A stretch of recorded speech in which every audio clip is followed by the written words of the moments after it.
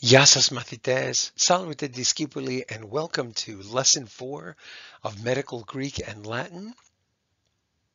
And today we're going to continue with suffixes, Greek suffixes, and this is part 2.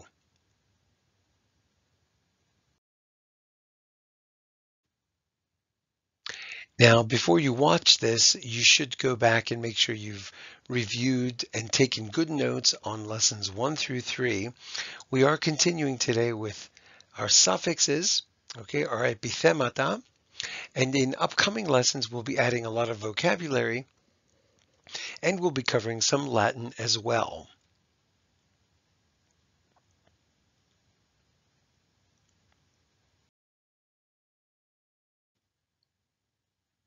In the last episode, you'll recall that we covered these suffixes here, and we're going to be adding to the list. There is some overlap. Some will look very much like others. Some will mean the same thing as others.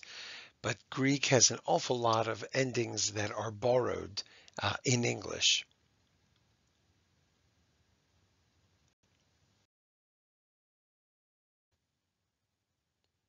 Let's start by looking at itic, I-T-I-C. This is used for adjectives pertaining to inflammation. So we might have antineuritic. And look at the Greek, adineuritikos. Okay, very similar, almost letter for letter. Arthritic, arthritikos. Nephritic, nephritikos. Okay, and if you don't know, a nephros is a kidney.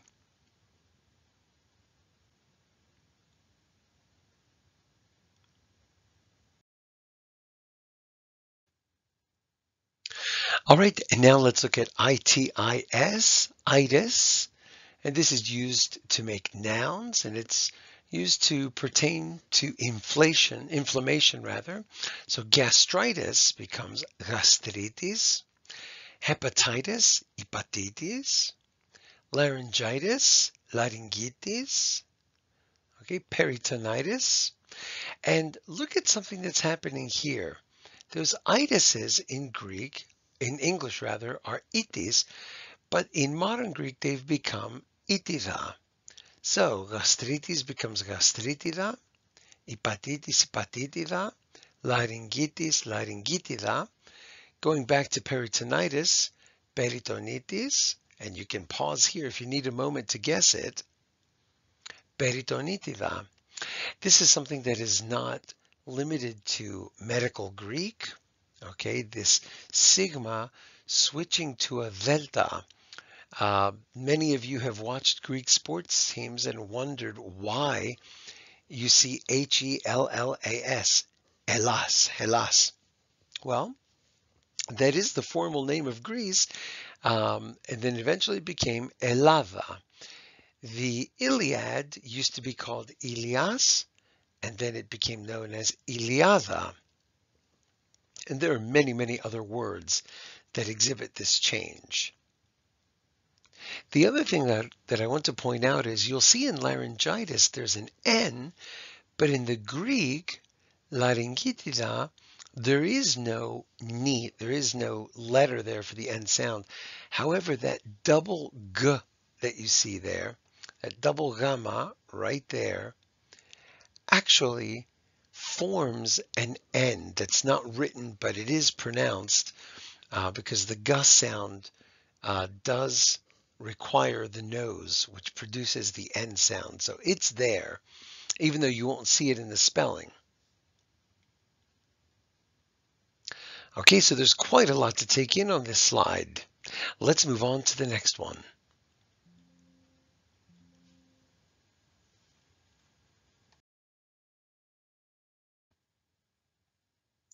Now let's look at ium, which is normally I-U-M, but is sometimes E-U-M. And those of you who take Latin will know that the I-U-M is normally something that is second declension and it's neuter. Well, it actually comes from the Greek second declension, which is also neuter. Okay, Okay, this is used for nouns, for membrane, for connective tissue. So the epicranium, epicranion, okay, peritoneum, peritonion, pericardium, pericardion. Okay, you can see the similarities. Endometrium, endometrion. Now, the blue boxes that I have here around the Greek are, and actually some more that you'll see down here at the bottom, um, should be ringing a bell. We've seen these prefixes before: epi, peri, endo, and ipo, among others. The red box that you see around the knee is interesting to point out also. This is what it is originally in Greek, but as Greek words became Latinized, it became more common to drop the N sound and to add the M sound, so giving them a Latinized aspect. It's still a Greek suffix, and it's even used in things that refer to locations. Stadion is where we get stadium from, and you can see that ion just becomes ium. Epigastrion, epigastrium. Hypogastrion, hypogastrium. Okay, hypochondrion, hypochondrium. And this letter has disappeared um, from the Greek, but still these words definitely come from Greek, and the ium ending comes from the Greek ion with an N. And this is a pretty large category of words.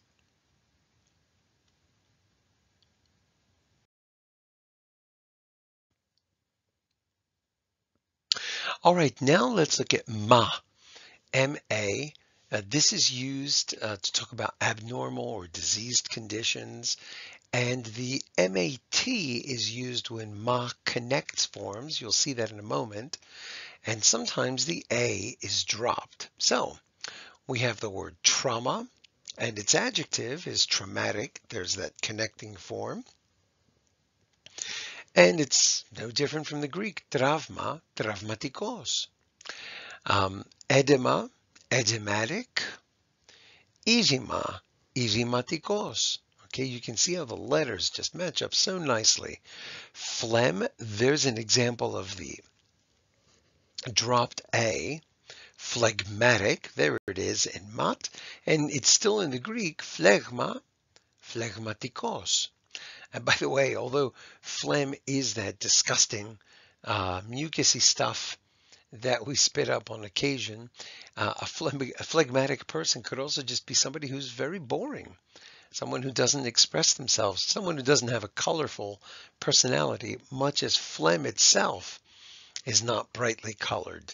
Okay, and don't worry so much about that Omicron iota that you see there. You might have noticed that edema is spelled with an E, but in Greek it has an Omicron iota. Well, in fact, in Old English, Omicron iota words used to be spelled OE. So economy and ecology used to actually begin with O's. Now they've since gotten away from that, but they used to express them with this funny little OE character. Okay, the O and the E mushed together. You've probably seen the more common AE character that looks something like this.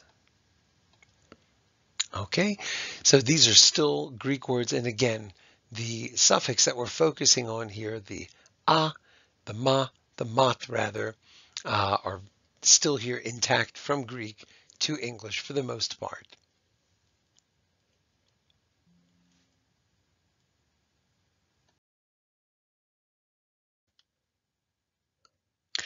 Okay, and now we come to osis, which is very similar to iasis, which we've had before. And it refers to a disease or an abnormal condition. Nephrosis, and there's the Greek nephrosis, And it's gone from that old third declension in Greek to just nephrosi in modern Greek. Okay, we have neurosis, sclerosis, stenosis, psychosis, one of my favorites, because it reminds me of a game called Psychosis from the TurboGrafx 16. Okay, so osis and iasis are basically the same thing. Oh yeah, here's a good look at it.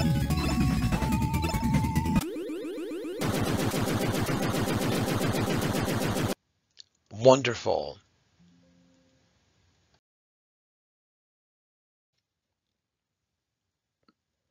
Now we come to otic, and this is for adjectives of osis words, which we just looked at. So we had nephrosis, now we have nephrotic, nephrotikos.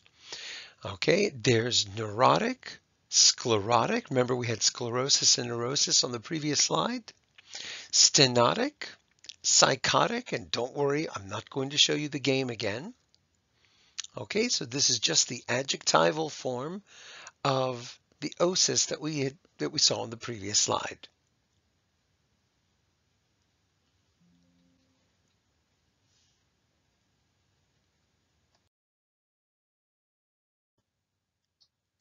Now we come to sia or gia, S-I-A, and this is for nouns and it refers to a state or condition, amnesia, dysphagia, ectasia, okay, hypacousia or hypacousia as some people say, and amnesia, look at that, amnesia,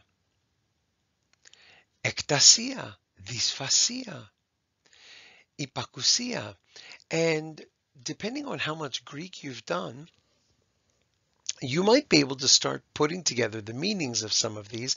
As I've mentioned before, I'm not giving away the meaning for all of them because part of learning these is looking them up or figuring them out by yourselves. However, hypacousia might be one that you wouldn't recognize right away, and yet it's actually not that difficult. It's hypo, and for those of you who've had Latin, you'll know that hypo is just the older cousin of sub, and we know what this means, right? And akouo, which should sound familiar because it's where we get acoustic, something that I can hear.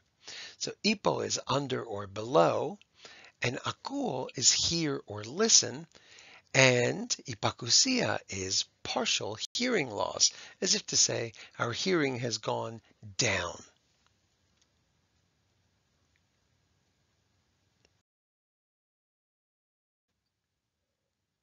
Finally, we have cis and tic. We've seen variations of this before. Okay, abstract nouns refer to a state or condition, and tic is the adjectival form of cis. So, antisepsis, antiseptic, paralysis, paralytic, emesis, emetic, diuresis, diuretic. So, di means through, and uresis is urination. Okay, so if you drink something that's a diuretic, it makes you go to the bathroom. It makes you pee often and regularly. Okay, so hopefully these have been useful.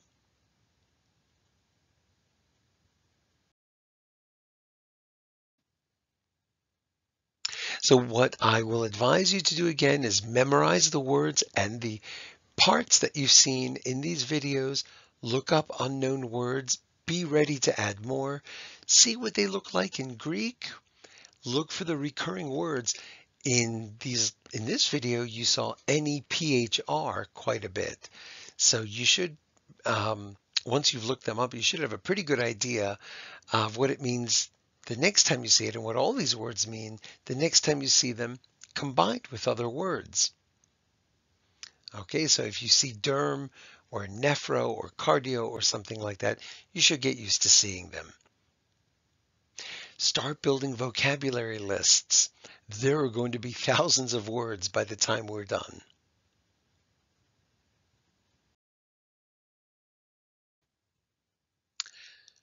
Okay, that's it for today.